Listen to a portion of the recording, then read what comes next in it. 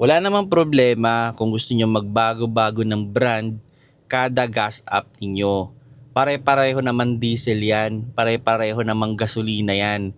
Nagkakaiba-iba lang yan sa nilalagay nilang additives. Ang problema lang, pag nagbago-bago kasi tayo ng brand, pag nagkaroon ng problema yung sasakyan natin, hindi natin alam kung sino yung sisisihin natin. Unlike kung naka-stay lang tayo sa one brand, at nagka-problema yung kotse natin, di yun lang yung sisihin natin.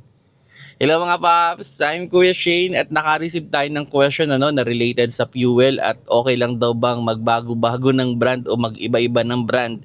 Well, wala namang problema dyan. Yung nga, pare-pares namang unleaded yan, pare-pares naman diesel yan. Yung nga, pinagkaiba lang talaga nila is yung additives. So, lalo ngayon, di ba, sobrang mahal ng gasolina, sobrang mahal ng diesel, and may mga pagkakataon talaga na kailangan nating humanap ng murang source ng fuel at doon napapasok kung saan yung mas mura, no?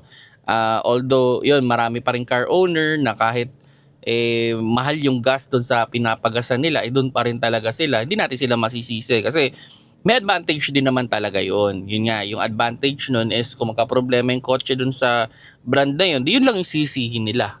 Kasi ako personally, dumaan din ako sa point na yan na meron akong brand new na kotse and ang recommendation ng kasa, okay, dito ka lang magpagasa. Oh, talagang doon lang ako nagpapagas. Siguro for a long period of time, doon talaga. Then all of a sudden, in-experiment ko, meron kasing gas station sa amin na mas mura, mas malapit, dito na ako nagpapagas. And okay naman din yung response ng sasakyan at okay din naman yung vibration. Although naniniwala din ako, no, na may mga gas station talaga na maganda yung quality ng fuel nila. Oo, minsan maganda yung response, maganda yung vibration o yung tunog ng makina. So, ang idea dyan, mas okay na hanapin ninyo yung tingin ninyong brand na komportable kayo, na hindi naman masyadong mahal pero tingin niyo maganda yung naibibigay sa inyong quality. Yan, ako suggestion ko maghanap kayo ng at least mga 1 to 2 brand. Yan. Kasi ako personally, kahit saan ako kung saan ako maabutan pero namimili ako ng location. Yan lang yung akin.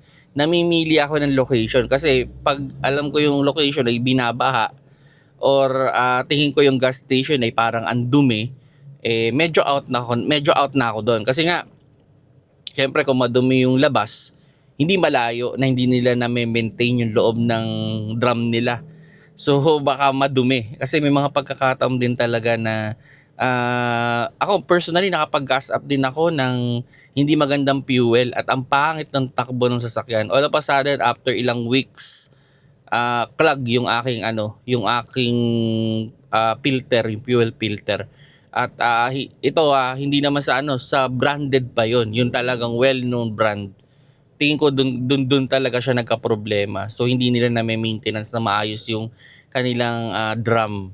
So yun lang walang problema kung gusto natin magbago-bago ng brand.